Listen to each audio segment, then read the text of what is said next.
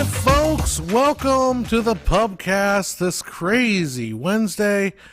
We're doing it earlier today because I feel like I need to get home and out of this office sooner or later.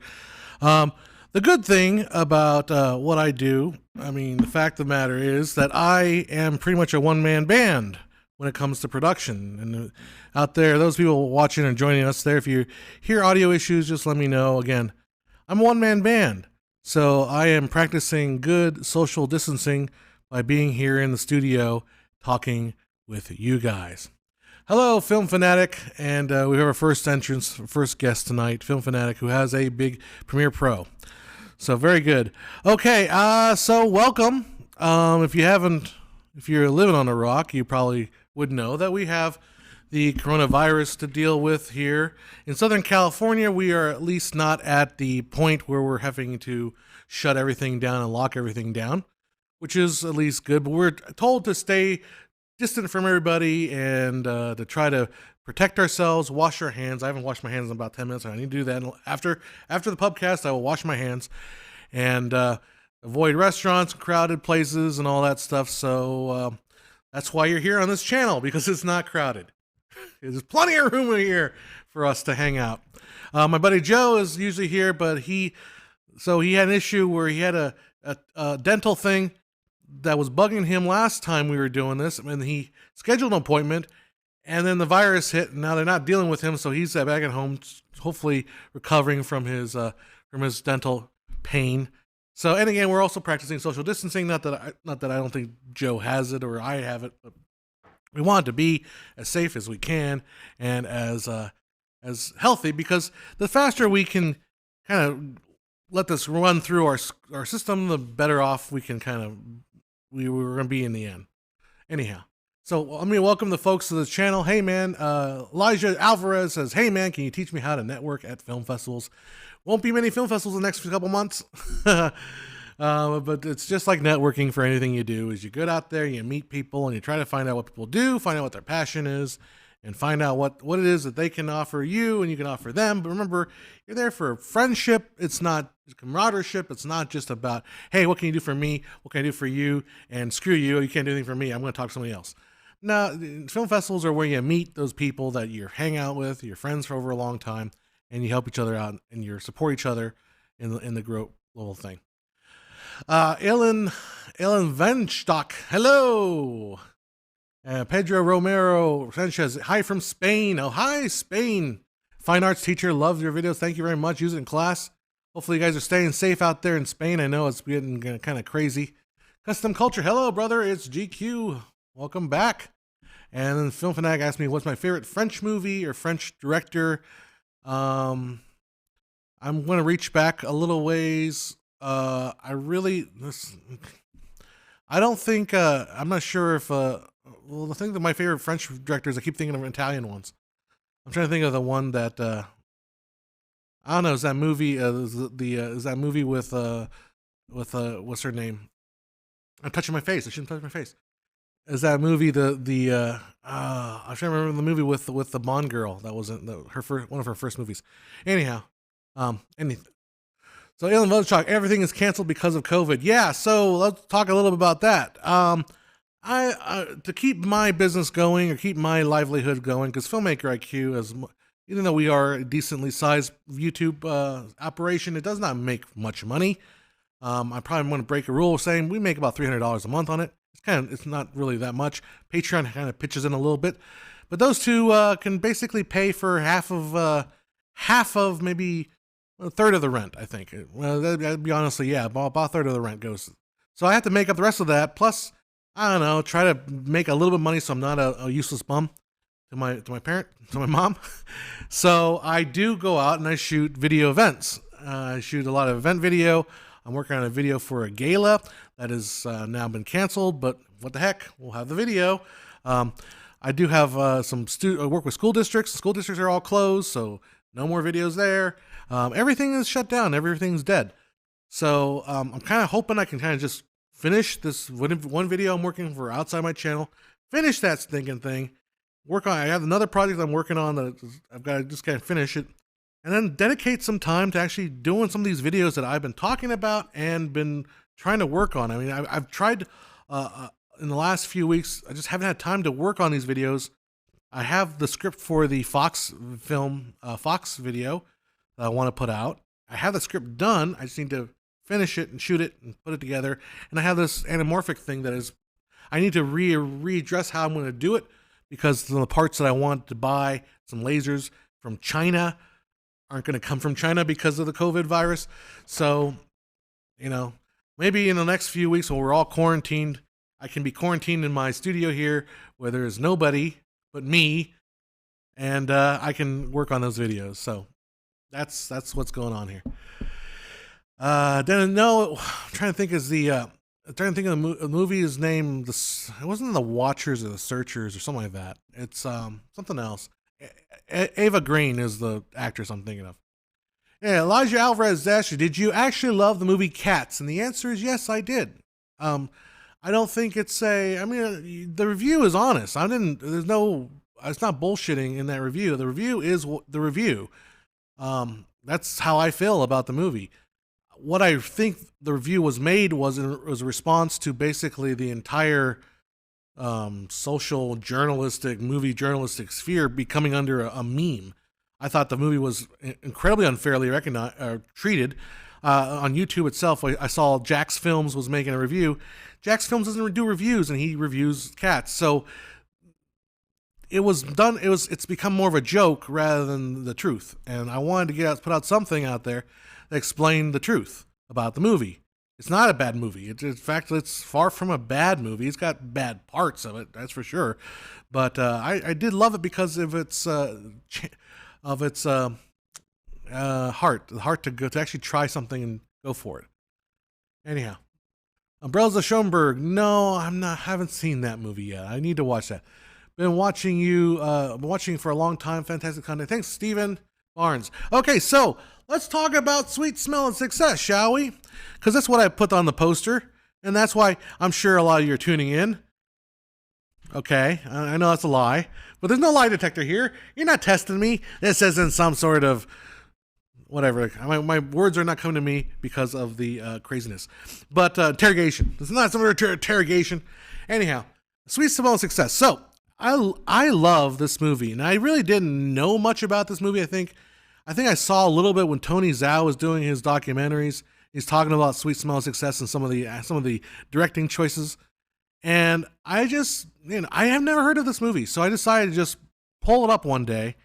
And I gotta tell you, I love this movie. Crackles with such great writing, and it's really kind of an independent movie. Now, I meant to go on IMDb and look up all the details and give you all the interesting information about this movie. I mean, it is a relatively independent movie production in the 1950s by one of the stars, Burt Lancaster and Hill Hecht and a couple other people that they transformed their own little independent film company, and this is one of the projects they first worked on. But the writing is, it is a film noir in a sense, but it's not a film noir in the classical sense that it's not Private Eyes and Dangerous Dames and all that. It's about press junkets, and it's really about this gossip columnist guy. So let me just look it up real quick here. Let's put it in IMDb so I can get all the information for you. Sweet Smell. I can't, and this is so terrible that I put this movie as our topic today, and I can't remember the main character. Although I remember the main character it's actually dang it, I forgot already.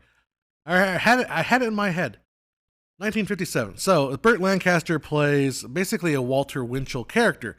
Now, the only reason why I know of Walter Winchell is because of the play The Producers. Because in The Producers, there's a song that Leo Bloom sings that he says, "Get my name in Winchell's column."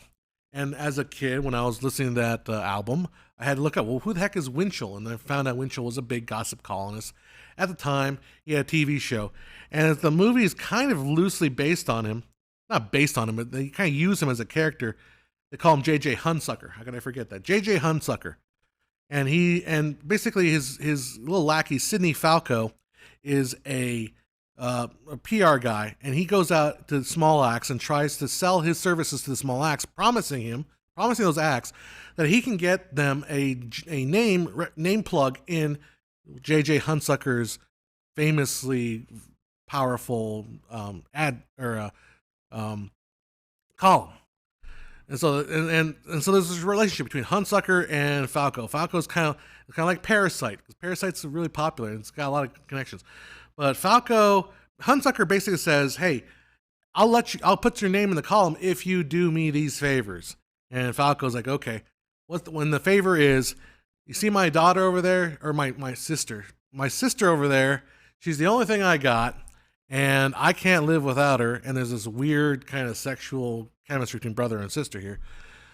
Yeah, there's a little bit of Pornhub going on. But anyhow, he says, "All right, so Falco, go ahead and you break up her and her boyfriend, this jazz player named Steve Dallas. Oh my God, Steve Dallas is playing in the Chico Hamilton jazz band. He's playing guitar. Yeah, that is such. All those jazz musicians are meant to be trusted. You break them up, and I'll let you. I'll put your clients' names in my column. All right. Problem is, Dallas and the girl and the daughter or sister are not necessarily going to break up, and basically the movie takes place over a couple of days, where Falco tries to come up with a scheme to break up the two, and all ends up going pretty poorly for him.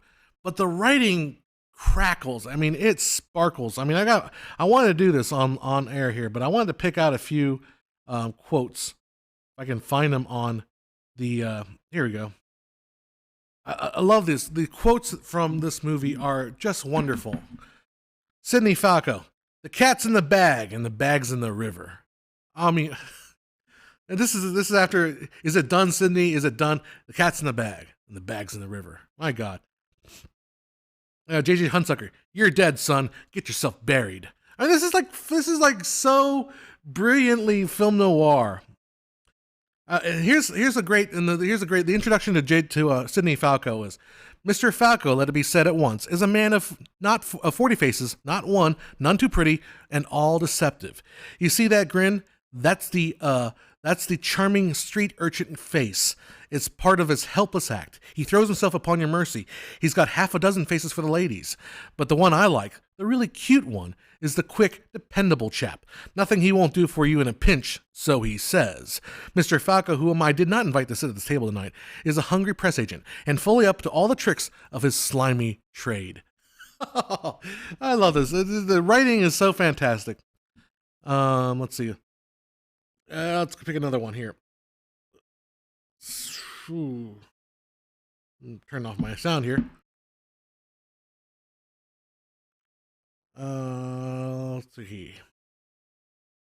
Harvey: "I often wish I were deaf and wore a hearing aid. With a simple flick of the switch, I could shut out the greedy murmur of little men." My gosh. Let's see. Let's pick another one here. "Next time you want information, don't scratch it for it like a dog. Ask for it like a man." Anyhow, such fantastic dialogue. The reason why I was watching it again, because I'm working on this Fox video, and the studio's video is my chance to do kind of a film noir, very stylistic approach to history. And I wanted to kind of get in that voice, that film noir voice. And in fact, the same reason why I downloaded an Audible book, Raymond Chandler's BBC docudramas. And so I just want that film noir kind of cool play with language. And yeah, so if you haven't seen Sweet Smell of Success, by all means, during this quarantine situation we have right now, this is the time.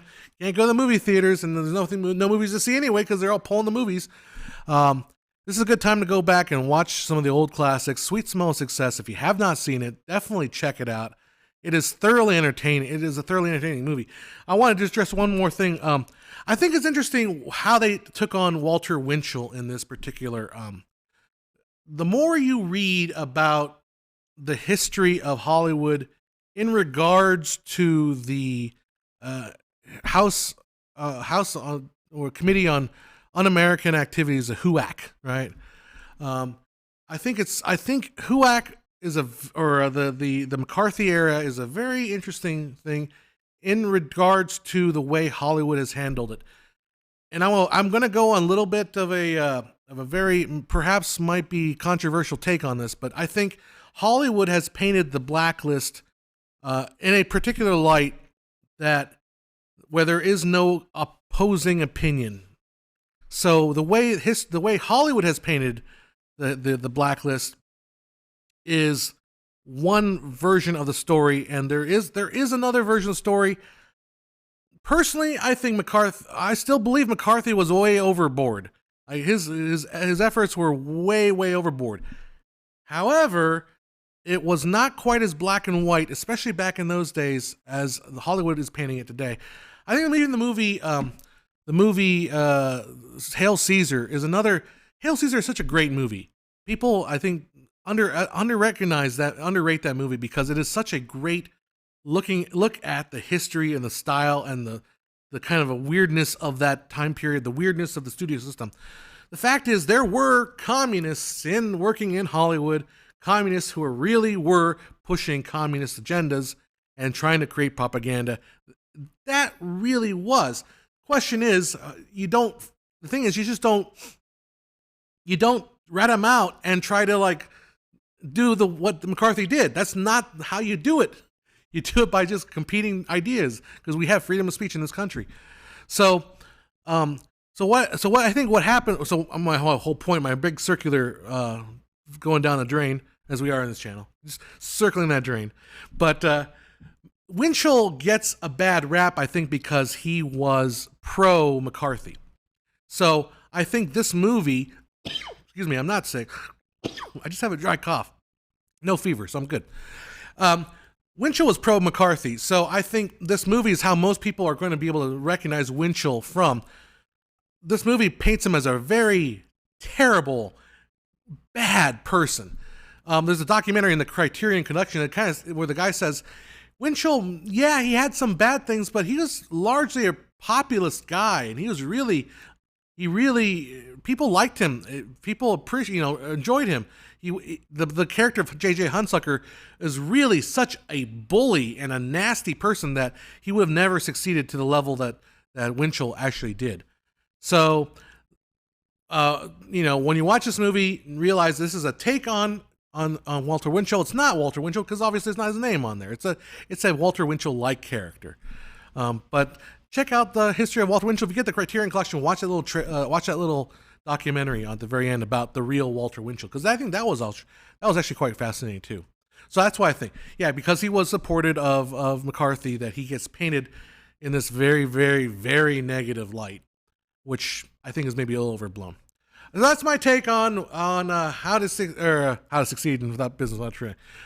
Sweet smell of success. I'll take it over to you guys. Take it to you guys on the in the chat and see where you guys are thinking about this. I see. I don't care about Lancaster. He's a bad actor. I think he is terrific in this movie because he is so a horrible human being, and Lancaster has this he's got the glasses make him a little bit intellectual, but he's so domineering, and you just hate the mother. Man, he's such a horrible person. So, hey, Jacob Joe says, yes, finally a time when you are still awake, saying hi from Holland. Welcome from Holland. Oh, did you guys retract? I retracted that. Well, welcome, Jacob. Glad you're still up. Yeah, those jazz cigarettes shakes my head. Actually, in the movie, they plant the jazz cigarettes on him to try to get him to get beaten up. Jacob Juice says, I have it on my USB. We'll watch it soon. Yeah, definitely check out that movie.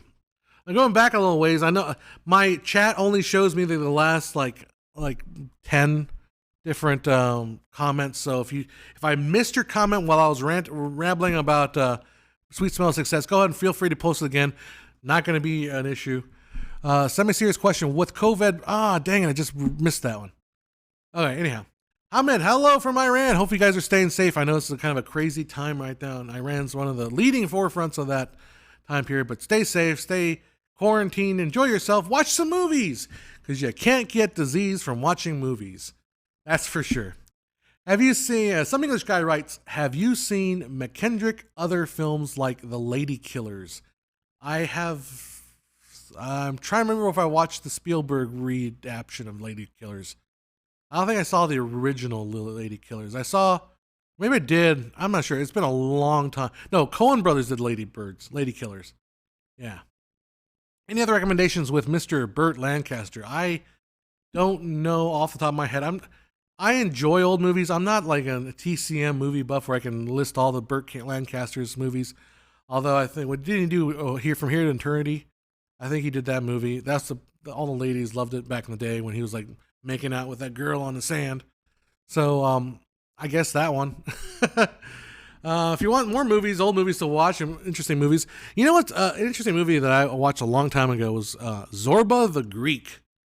Zorba the Greek with my friend. What's his name? Antonio? Was it Anthony? Anthony. What's his name?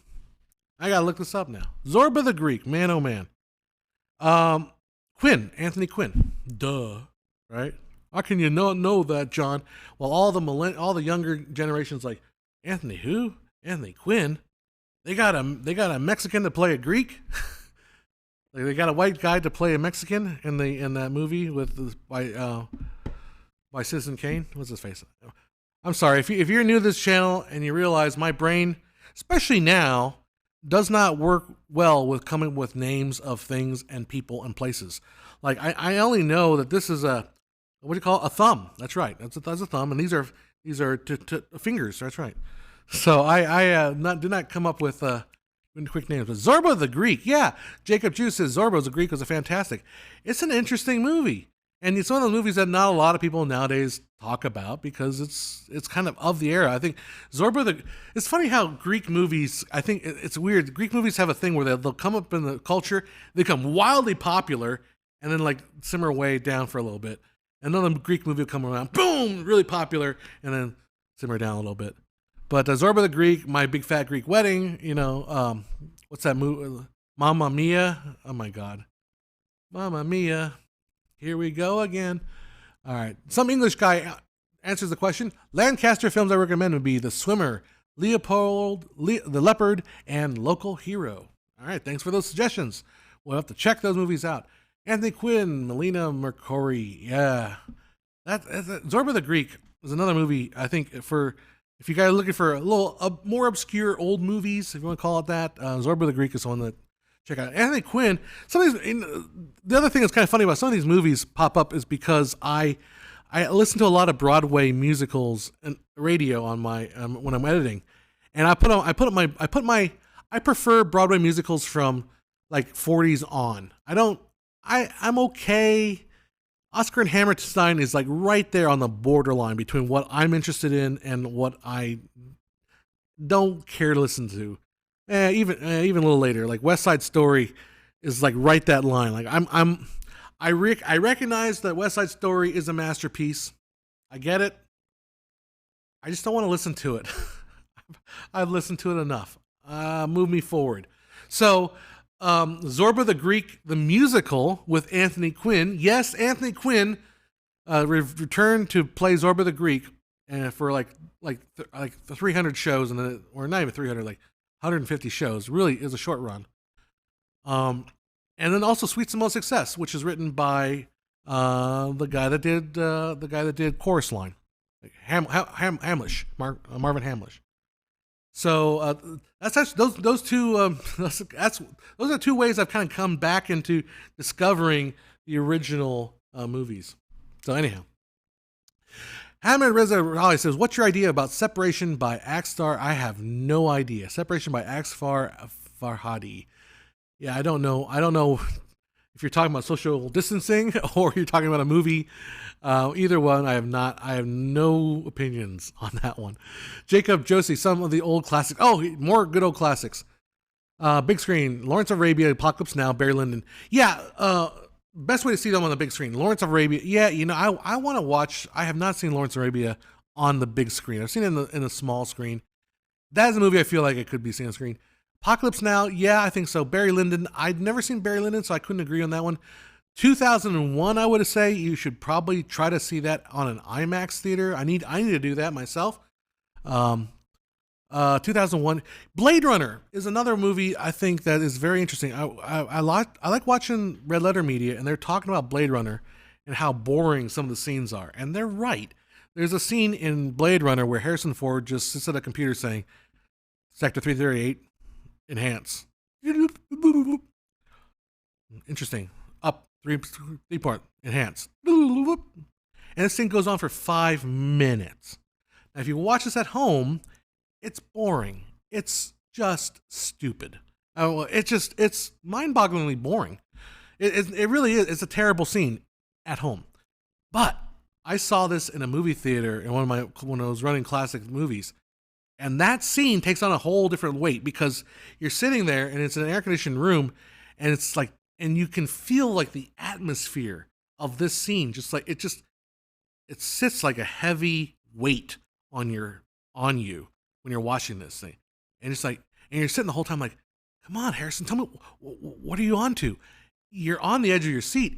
It works totally differently in the movie theater than it does at home. So Blade Runner, I think another example, Clockwork Orange I saw in the same theater, and it was pretty spectacular. All right, if you do modern obscure film, watch The Mexican. If you want a modern obscure film, yeah. All right, watch it. Check it out. Oscar-winning film Separation, highly suggested. Oh, very good. Okay, so we'll check that movie out. Your impression of Ford is hilarious. Well, I do what I can. My side gig is as a professional Harrison Ford impersonator, but only that movie. All right, some English guy says, sounds strange, but would highly recommend Silence of the Lambs on the big screen. No, sure. I think there's a lot of movies that you experience on the big screen, and they have a totally different feel than when you watch them at home. There's no question about that. I'm honestly even kind of afraid to watch Mad Max Fury Road at home because I loved it in the theaters. I saw it 3 times in theaters, and I don't think the home experience is going to be as epic as I remember because there's something about that kind of experience of seeing it in the theater.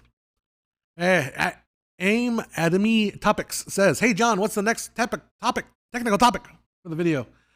All right, I'm going to answer the question: why are anamorphic lenses create oval bokeh? That's going to be the next technical video that we do. I have done the math, or I haven't personally done the math. I got a program to kind of model the optics for me. I have done, I've researched it to death on the internet, and every single forum posting I've read is usually, most of them are wrong, and then the few that are onto something are not onto it enough. I want more information. They always say, I've done the math and the math shows. What math? Show me the math! That's what I want. So the next video will be on anamorphic lenses. I do have a setup. I bought the pieces to actually demonstrate. I'll actually make an anamorphic lens in front of your very own eyes. Believe it or not, it's going to happen. I have a test. If you're friends with me on Facebook, you'll probably seen the pictures already. It works. It really does work. It's not a good lens, but it shows the anamorphic process. So that's going to be the next video. It is going to be hard to explain it all because it's not simple. And the answer is not because the entrance pupil is oval shaped. It's just not. That's not the answer. Sorry. So that's the next technical video. The next history video will be the history of William Fox, the man behind 20th Century Fox, before it became 20th Century Fox. So that's the story. Jacob Justice says, I have seen Lawrence on 70mm. It was the best way, and it's because the film is so long and is shot in this big aspect. Exactly. You got that big long shot of Lawrence Arabia running or riding toward the screen. You can't watch it on a 25-inch screen. You can't watch it when your viewing angle is like that much, You need to see it. You need to have it fill your, oh, man. That's the experience. And that's why movie theaters, everyone says movie theaters are going to die. They're not going to die. I don't understand. There's a lot of pet peeves of mine is people that any excuse they have to try to downplay movie or to say movie theaters are dead because they had a bad experience in a movie theater. We all have bad experiences in movie theaters. That's the point. I mean, that's normal. Everyone has a bad experience. The point is we want to have good experiences in the movie theater, right? But movie theaters aren't going to die. Nothing dies. Everything just changes. Okay, okay, the gaming industry is bigger than the movie industry. Fantastic. Way to go. I don't have a problem with that. Those people that won't play games, they won't go to the movie theaters. They won't go to the movie theaters, maybe they won't stop texting the movie theaters. Maybe we could just preserve the movie theater experience for people that want to have the movie going experience. Anyhow, so yeah, theaters will come back, but not now. Right now, we gotta have our social distancing. Right, we gotta keep away from each other. All right, Jin Stampede says, is filmmaking still a thing in this viral apocalypse we're living in? I thought everything entertainment related apart from gaming has been canceled or postponed. Good question. All right, so as you probably all read, all film productions right now have stopped. I mean, everything's just died off. We don't want to spread this stuff, and that doesn't mean we don't. It also means we don't want to be spreading it in our movie productions. So for the time being, a lot of stuff is going to pause. I mean, you're going to have a lot of just downtime, which means it's time to work on that script. I mean, it's time to work on that. There's lots of things we can be doing as filmmakers right now in our isolation. Maybe we have extra time we need to be working on developing our ideas, developing our scripts. I need to maybe a little more time into the YouTube channel that I haven't been able to do for the last 2 weeks because I've been trying to pay the bills and all that. Now I don't have a choice. We just have to work on the stuff.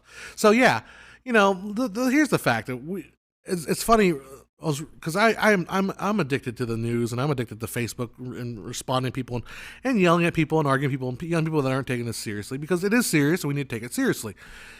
It is serious and we need to take it seriously. We can have fun with it. We can joke a little bit about it, but we need to respond soberly and responsibly. I forgot what my point was going. But the point is, we are day 3 or 4 in America, at least, into our so-called quarantine. We are, our response, day 3 or 4 is early days. So we right now it's just a matter of finding our new normal. We'll find it and we'll conquer it. And it's gonna go away. It's not gonna be for everything. It can't be for everything. That's just not the way this thing works. So I suspect, don't quote me, I suspect this thing will kind of start cooling down by summertime when it gets hot. And we'll still be vigilant, we'll still be active, but things will return back to normal. It's bound to happen.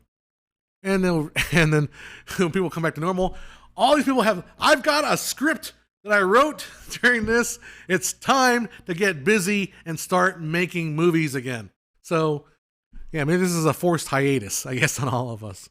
But the other point is people are at home watching, or people at home need something to watch. So, hi, I'm out here trying to offer some relief over the COVID nonsense, the craziness that's going on. You don't need toilet paper to watch me. Maybe you do. Just wipe your screen every time you see me. Oh, that's disgusting, and just try to wipe the disgusting thing off my face. Anyhow, none of that.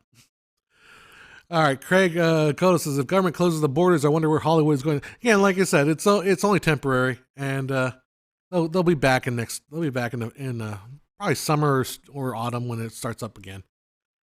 Craig Gusta, greetings from Canada. Greetings, our neighbors to the north. Always friendly, they're Canadians. And you can always count on them for a good maple syrup. Friendly. And we take all your comedians and make movie stars out of them. Jacob Juice, what film would you love to see in cinemas? Yeah, Blade Runner 2049 again in theaters. Apocalypse Now. I would love to see 2001. Like, I have not seen 2001 in theater. I really want to go to Quentin Tarantino's Beverly Theater in LA. He has a great list of movies. And I wanted to see his midnight screening of Barbarella. And I just want to see Barbarella in a film projection in a Quentin Tarantino theater. Because I just have a feeling that would be fantastically interesting and fun. Okay, one film that I haven't seen on the big screen would love to see is The Master by Paul Thomas Anderson. I haven't seen The Master. I saw The Phantom Thread in I don't think it was projected in 70 millimeter, but it was shot in 70 millimeters. It was pretty good. That movie's not my favorite movie of his. It is an international spring break in Northern Hemisphere. A spring break with absolutely zero fun. But hey, they have not yet put any bans on liquor sales. So why not? You're not going anywhere. Just knock yourself out. Have a pleasant evening. In fact, I've been doing that a little bit. Not yet today, although I should. No, I went out and I patroned my favorite Mexican place. I got a beef fajita plate. It's drive-through only. It was delicious. I enjoyed it. Solomon Zaki says, I have a strange relation with the master. Love the performances, love the visual style, but still don't like it. I hear you. I never saw the master. I also kind of have the same feelings about a lot of movies. And the great thing, at least I've gotten to the point in my age, understanding the difference between like liking a movie or liking parts of a movie, but also recognizing other people can like movies for different reasons and different. And I think Roger Ebert once said that there was a movie he watched when he was a kid and had a totally different experience when he watched it in his 20s. He watched it again in his 30s and 40s. And it's like every time he watched the movie, he came to it with a different understanding, different take to it. So when this blows over, I might go to the Dryden Theater at the George Eastman House. Oh, that sounds like fun. Heard some news that there will be a gun rush out there. Scary news. There's always a rush for something. Toilet paper rush. Although, okay, so if we're going to, a movie you could watch, might be kind of fun, is A Beautiful Mind. Okay, Beautiful Mind is the story of John Nash. Why do I bring up John Nash in this? Well, it's because John Nash is one of the important key players of game theory. And so what we learn from game theory is that when there's an example of, I'm going to get right to it. It's what's happening with toilet paper right now in the United States. Everyone is buying toilet paper. They're freaking out and they're buying, the stores are completely out of toilet paper. And the reason people say, well, that's irrational. Actually, according to John Nash from A Beautiful Mind, it is actually perfectly rational. Because if you see other people buying toilet paper, you think, what does that person know that I don't? I better buy an extra roll extra box for myself. So then you pick up two of them. The next person's like, hey, what does that guy know that? I better pick up some more myself. And then all of a sudden it cascades and we have a run on toilet paper. It's what happened it's what happened in the movie. It's a Wonderful Life. You know, like the banks, like they're coming, they want their money. And then George, what's his face, is like, I don't have your money. It's in Bill's house. It's in Will's house. You know, and it's a horrible impression of Jimmy Stewart. I know, but so the idea is that it's perfectly rational when you see all these other actors behaving in this way. It's rational for you to behave that way. In fact, when I was at a grocery store last night, and I was like, oh, they don't have all this pasta. They don't have any pasta. I better buy 4 things of pasta. So the solution to rationing, or solution to panic buying, as I discovered, is rationing. And this is kind of counterintuitive, because I was at a store yesterday, and I was at a store 2 days ago, and everything was out. People were like, and the next day I went to the store in the morning this time, and they were only letting in like 100 shoppers at one time. 100 shoppers would go in, and then one person would leave, you'd let one other person in. So they rationed the number of people that were entering the store, and then they said you can only buy 2 of these items. You can only buy 2 pastas, you can only buy 2 meats, you can only buy 2 toilet papers or paper towels. And by doing that, you kind of, first of all, you send a message, there's going to be enough for everybody because we're rationing it. But on top of that, you change the game and you change the Nash equilibrium to what is rational. So now you say, well, I'm going to buy only 2. Okay, I'll buy 2. And then you don't have a run. It's the same exact thing that we do in the stock market when there's a downturn. We slow down trading. It's the same thing we do when there's a denial of service attack. We slow down the number of calls. So it's not a new idea, but rationing is a way to handle panic. Anyhow, so that's my whole take. Oh, I got some news I got to tell you. I'll save that for later. All right. Jacob says, a week ago I saw Hell on High Water. Loved it. Hell on High. I think it's Hell or High Water. Is that the one with Chris Pine in it? Go ahead and respond. No, check. I'll read the rest of the comments. John secretly panicked, bought all the porgs available. Yes, I did. Every last one of them. There's still so many left over. Gin Stampede, toilet paper hoarding is also a thing in Portugal. Oh, really? See, it's not just stupid Americans. It's stupid humans. That's what it is. It's not America's fault. It's humans' fault. Jacob Juice, I'm working on a supermarket in the Netherlands, and suddenly everyone needs toilet paper. You're so right.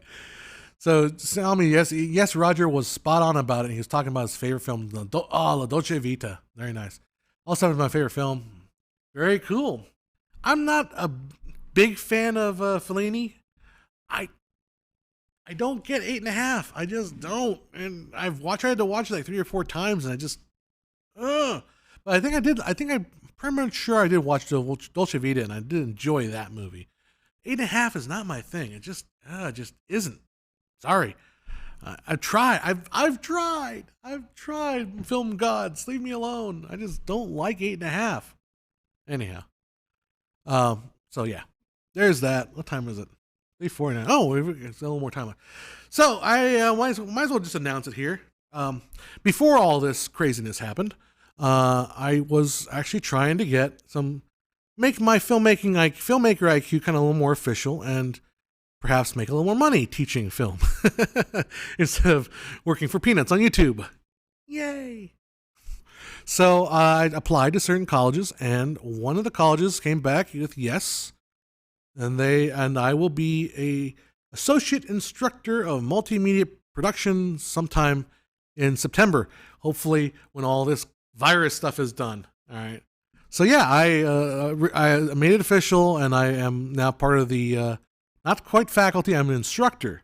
So I'll be teaching a class here in my area, at MSJC, Mount San Jacinto College, probably at the Menifee campus. If you guys are around here and want to take a class, come join up and sign up for me. And it is a junior college, so anybody can come. And if you're older adults, anybody wants to come sign up for class, I'll probably do an intro to media class.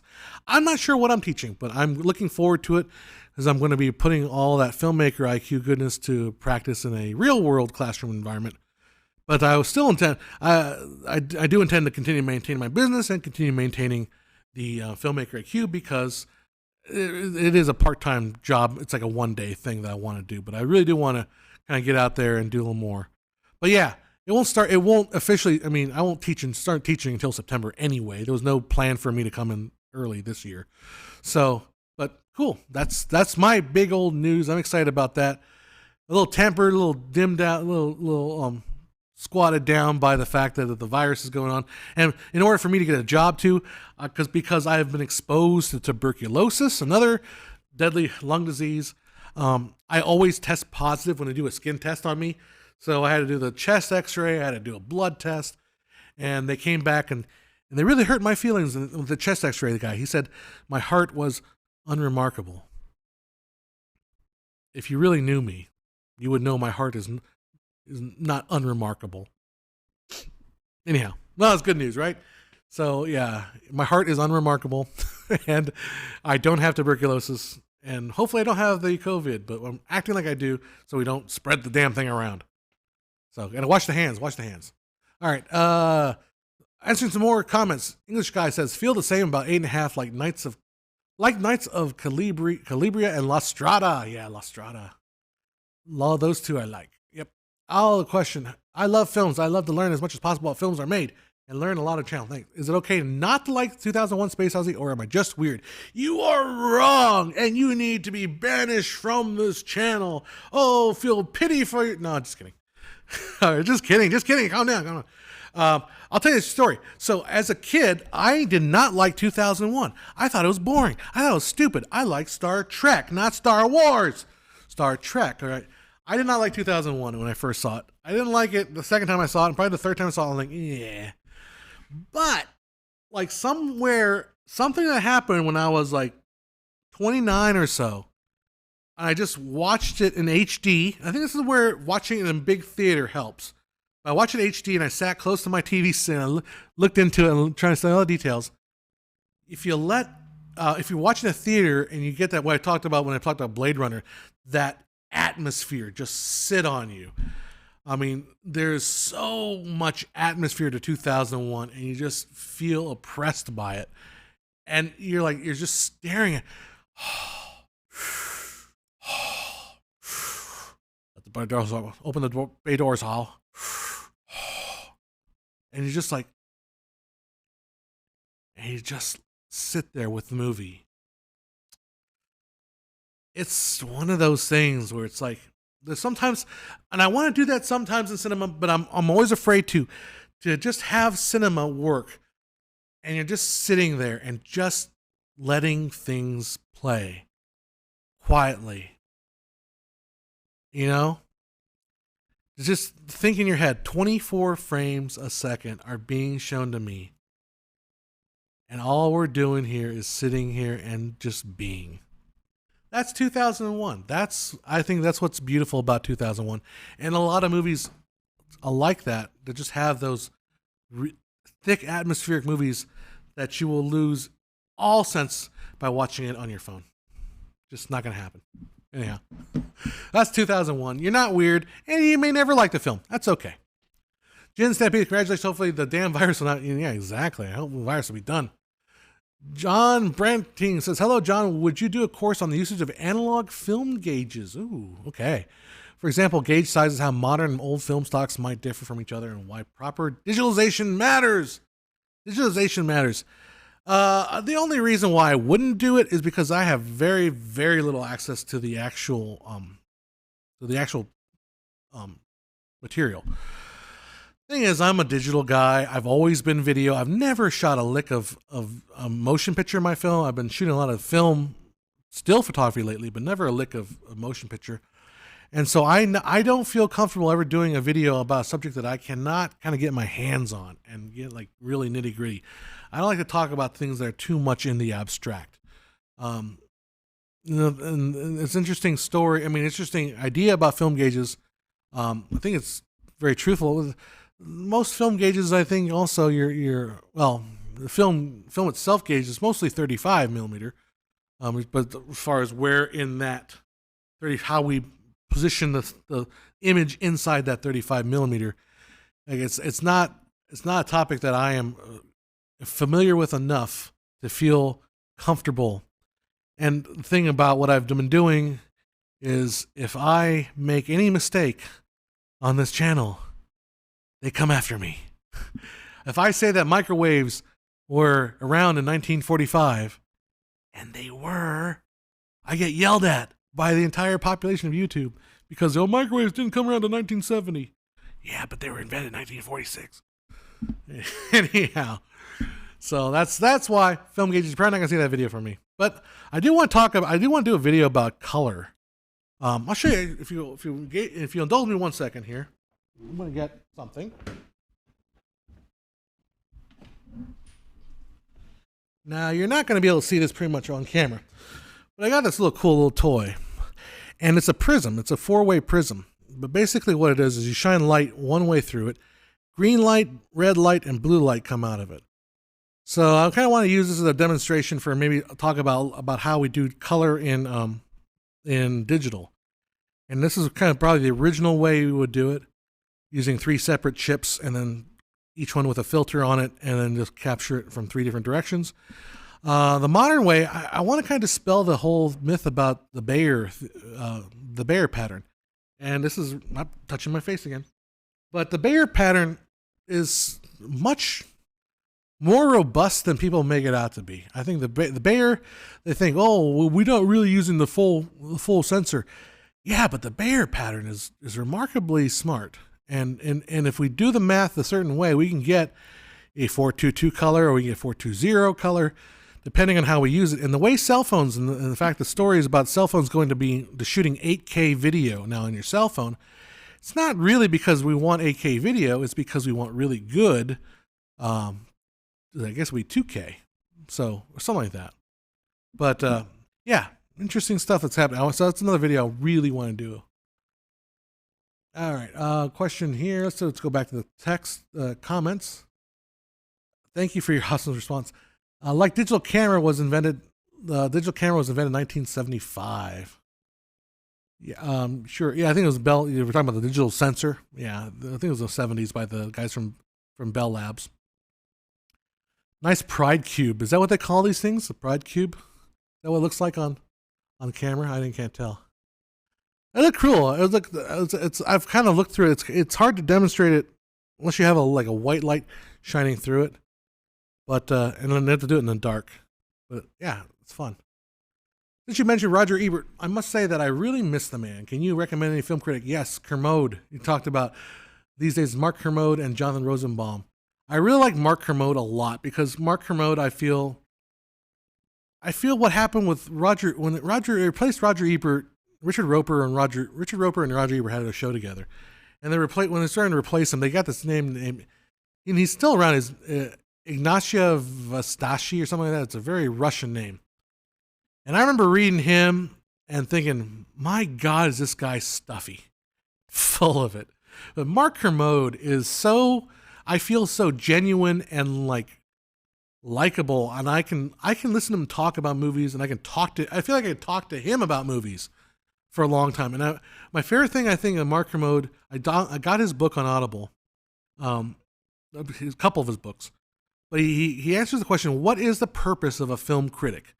Because first of all, does the film critic tell you whether or not to see a movie or a movie is good or not? No, the film critic is a person who has some experience, maybe is versed in the film language, that is basically telling us how he or she is responding to a film. It's like you're reading the journal of a guy who just really loves movies, or a guy or a girl. And that's what a film critic is supposed to be. The feelings and opinions of a person who really enjoys movies. And you can agree with that or you can disagree with that, and I feel like Mark Kermode is the closest to me. Yeah, not the closest to me, but the somebody that I really enjoy. Now on YouTube, I really like watching this channel called Double Toasted. It's Corey and Martin, who they've got a show for a long time. They were on like another channel before. They had a whole series, but they do movie reviews, and I really enjoy their reviews. I just really love that stuff. So I like movie reviews where they talk about the film and they have fun with it, but they're not serious, but they're not too serious about the film. Oh, Jen Stampede asked the question we all have been asking. What are your two favorite movies, one regarding pure entertainment and the other in technical accomplishment? Well, I'll just give you some recent ones. Pure entertainment movie, Fury Road is a pure entertainment movie for me. It's a technical accomplishment, 1917. If you want a recent one, that is pure accomplishment. Amazing how they pulled that off. I'm just giving you a couple ones that come to the top of my head. I get that question every time, so I try to change it up a little bit. But Fury Road, I can't get over the entertainment value of that movie. And 1917 for being just so dang crazy well put together. Craig Costa writes, "Hi, I saw your comic strip of a teenager complimenting an older person in Pink Floyd's Dark Side of the Moon t-shirt. Hey, nice Pride shirt." Oh, gotcha. Jacob, do you also hate it when people watch films on TV with motion smoothing? Oh, so yes. I wish Netflix had a button there. Yeah, so another topic I want to do is a video on why OLED TVs make 24 frames per second look bad. Because the truth of the matter is, I've got to admit it, the gamers are right. When you watch a movie on modern displays, very modern displays, the action, the motion can actually look bad. And I wondered why, because my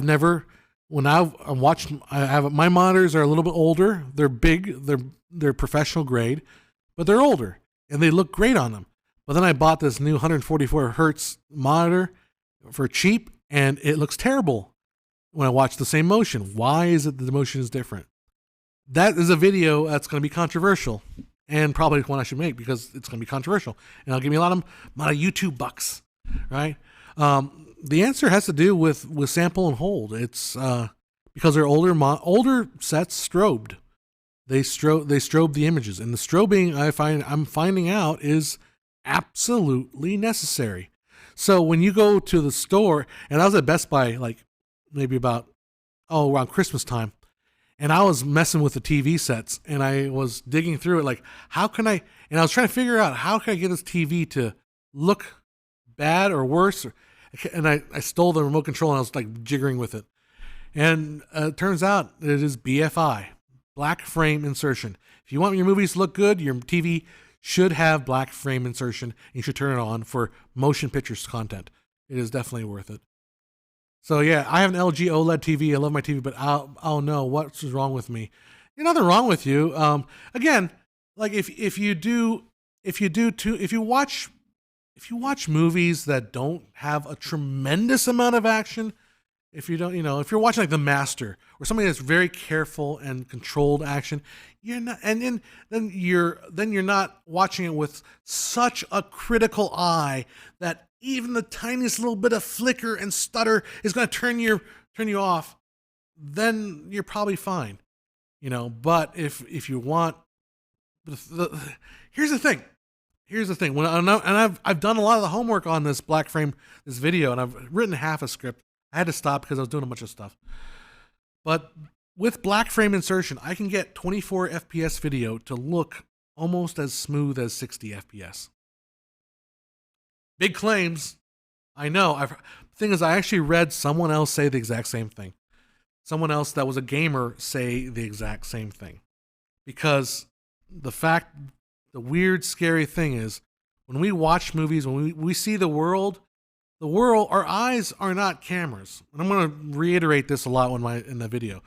Our eyes are not cameras. Our eyes do not blindly just objectively take a picture of the world and feed it to our brain. They actually provide our brain with some clues to what the world looks like. It's our brains that actually fill in the details. So that's why when you close one eye and you put your finger you see your finger move across the entire frame of view, even though there's a blind spot in your eye. there's a spot in there where you see nothing, because our brains are filling in all the details. So when it comes to motion, if we flash things, our brains fill in the gaps. It happens. And that's why 24 in a movie theater looks perfectly smooth, perfectly acceptable. And the kids are saying, well, how can you used to watching slideshows? Because your modern monitors are making it look like that. It's not. And the reason why I fight so hard for 24 is because I feel like 24 is the magic. It's kind of the magic. It's the magic trick, and part of the movie experience is enjoying that magic trick. And I feel like if we lose 24, or if we start thinking 24 is not important, it's like we're just giving up on the magic trick. So anyhow. Yeah, I will do a video. All right, guys. Well, we've been on it for about an hour or so. That's 4:06 now. So, throw in any last questions, anything? I'm gonna wrap it up here and go back to work on a video. Try to get it finished, finish some editing, and go home and hang out, and probably watch a movie and drink some margaritas. I think that's about fair for this post St. Patrick's Day Wednesday. All right. Well, anyhow, thanks for hanging out. I'm going to try to get some videos out here during the COVID quarantine. If not, check out patreon.com. Try to keep me alive, because I ain't getting no income from the rest of my gigs. I'll try to get some YouTube videos out so I can kind of fill in the gaps there. And there's the Filmmaker IQ site, which I still haven't fixed that thing yet. But I need to actually get the thing working. Site. I need to probably redo the site one of these days. We'll get there one of these days. All right, well, thanks, guys, for hanging out with me, with moi. And I'll see you guys next time. Go out there, stay indoors, hang out with your friends and your pets. Give your pets a hug. They'll love the extra time you get to hang with you. This is what the heck. John Blading says, pop back at the moment, but since you tried the Blackmagic Popcorn 4 game, do you think the 6K what do you think about the 6K version? No opinion. Absolutely no opinion on that. Because I don't know what the 6K looks like or feels like. So I say 4K is fine. 6K is probably just with less bearing or some sort of mathematical thing. Anyhow, that's all I have. Go out there, stay inside, stay socially distant, keep healthy, and go ahead and make something great, guys. We'll see you later. Filmmaker Q out.